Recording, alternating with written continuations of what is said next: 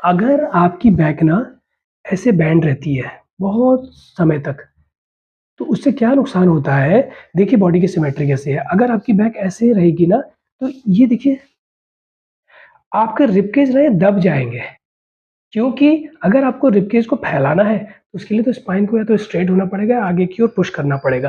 तो अगर आप कंटिन्यूअस ऐसे बैठते हैं, आपकी बॉडी का पोस्चर ही ऐसा हो गया, तो आपका रिब केज जो है ना वो श्रिंक होने लगेगा और श्रिंक होने की वजह से उसकी एक्सपेंशन कैपेसिटी कॉम्प्रोमाइज़ हो जाएगी। यानी कि वो ऐसे तो होगा बट ऐसे होने में, उसको एक्सपेंड करने में आपको बहुत तकलीफ होगी।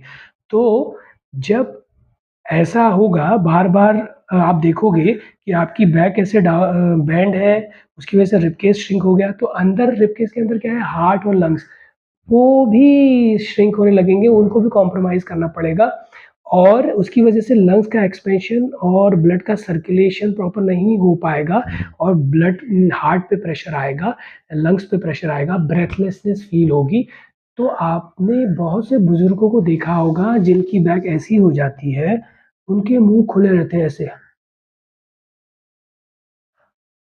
क्योंकि उनके लंग्स श्रिंक हो रहे हैं और उनके लंग्स में इतनी ताकत नहीं है या उनके लंग्स को इतनी स्पेस नहीं मिल रही है कि वो एक्सपेंड होके ऑक्सीजन को इन्हेल कर सकें।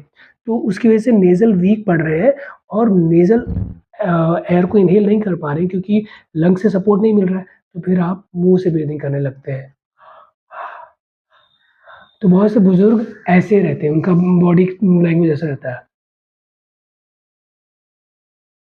तो ये सब इंटरकनेक्टेड है। अगर आपकी बैक सही नहीं होगी, रिब केस दबेगा तो लंग्स एंड हार्ट पे कंप्रेशन आएगा, लंग्स एंड हार्ट पे कंप्रेशन आएगा तो ब्लड सर्कुलेशन प्रॉपर नहीं होगा।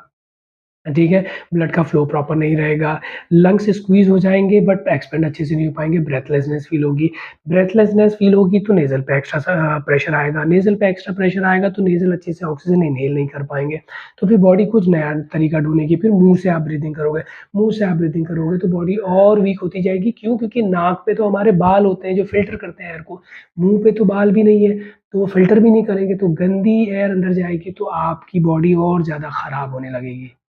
तो इसीलिए अगर आपको चाहिए कि आपकी बैक ठीक हो, आपका रिब केज पूरी तरह से एक्सपेंड और खुला रहे, आपके हार्ट और लंग्स की जो स्पेस है वो कॉम्प्रोमाइज़ ना हो, तो आपको रेगुलर बेस पे स्केल पोज़ को प्रैक्टिस करना है।